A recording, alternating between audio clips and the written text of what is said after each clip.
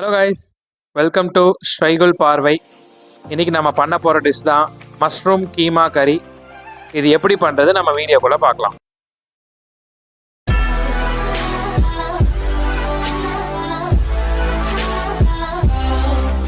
இன்றைக்கி நான் ஒரு 2 to 3 பர்சன்ஸ் பண்ணுறேன். ஸோ நான் 250 grams ஆஃப் மஷ்ரூம் எடுத்திருக்கேன். இங்கே ஃபஸ்ட்டு ஒரு ஆனியன் கட் பண்ணிக்கலாம்.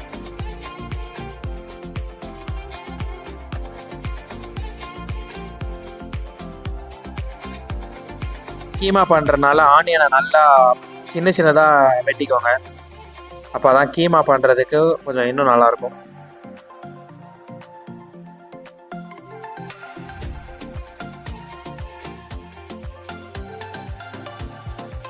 ஸோ நெக்ஸ்ட்டு நம்ம 3 பச்சை மிளகாய் எடுத்துக்கலாம் காரத்துக்காக. ஸோ இதையும் வெட்டிடலாம். அதுக்கப்புறம் இதுக்கு நம்ம தக்காளி நல்லா பேஸ்ட் மாதிரி நம்ம மிக்சியில் அரைச்சி வச்சுக்கோங்க. மஷ்ரூம் இந்த மாதிரி நல்லா குட்டி குட்டியாக வெட்டணும். ஃபஸ்ட்டு 2 வெட்டிட்டு லாஸ்ட்டில் எப்படி நம்ம மட்டனை கொத்துக்கறி மாதிரி வெட்டவும் அதே மாதிரி நல்லா சின்ன சின்னதாக சாப் பண்ணிடணும். அப்போ தான் அந்த கிரேவிக்கு நல்லாயிருக்கும். ஸோ இந்த 3 தான் இன்க்ரீடியன்ஸு.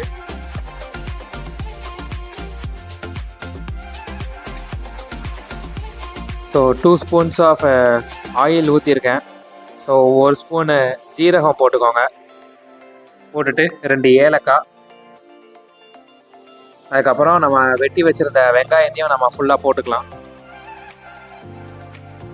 நல்லா ரின்ஸ் பண்ணி விட்ருங்க.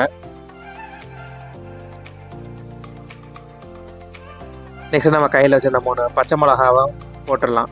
இது காரத்துக்காக நீங்கள் மிளகாத்தூள் போடணும்னு அவசியம் இல்லை. இதை போட்டுட்டா ஸ்பூனு ஜிஞ்சர் கார்லிக் பேஸ்ட்டும் போட்டுக்கோங்க. போட்டுட்டு நல்லா மிக்ஸ் பண்ணி விட்ருங்க. இதுக்கப்புறம் நெக்ஸ்ட் நம்ம அரைச்சி வச்ச தக்காளியை நம்ம ஊற்றிடலாம்.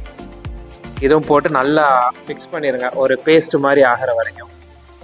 அதுக்கப்புறம் நம்ம இதுக்கு தேவையான மசாலா எல்லாமே போடலாம். அந்த மசாலா என்னென்ன போடணுங்கிறத நான் உங்களுக்கு டிஸ்கிரிப்ஷனில் நான் மென்ஷன் பண்ணிடுறேன். அதை பார்த்து நீங்களும் ட்ரை பண்ணி பாருங்கள். ஸோ 1/2 ஸ்பூன் மஞ்சத்தூள் போட்டுக்கோங்க. போட்டுட்டு கொஞ்சோண்டு மல்லித்தூள் போட்டுக்கோங்க. அதுவும் ஒரு 1/2 ஸ்பூன் இருந்தால் போதும். அப்புறம் கரம் மசாலா, தேவையான உப்பு போட்டு நல்லா மிக்ஸ் பண்ணிடுங்க. அப்புறம் இந்த மசாலாவுக்கு தேவையான தண்ணியும் ஊற்றி ஒரு 3 minutes கொஞ்சம் ஃபுல் ஃப்ளேமில் வச்சுட்டு அப்புறம் நம்ம சாப் பண்ணி வச்சுருந்த மஷ்ரூம்ஸை போட்டு இதை நல்லா மிக்ஸ் பண்ணிடலாம். ஸோ மஷ்ரூம் வேகிறதுக்கான தண்ணி இப்போ எங்கள் வீட்டில் 3 பேர் இருக்கிறனால நான் கொஞ்சம் கிரேவி மாதிரி பண்ணலான்னு நான் ஒரு 2 டம்ளர் தண்ணி நான் ஆக்சுவலாக ஆட் பண்ணேன். ஸோ ஆட் பண்ணிட்டு அது நல்லா க்ளோஸ் பண்ணிட்டேன் மஷ்ரூம் நல்லா வேகிறதுக்கு.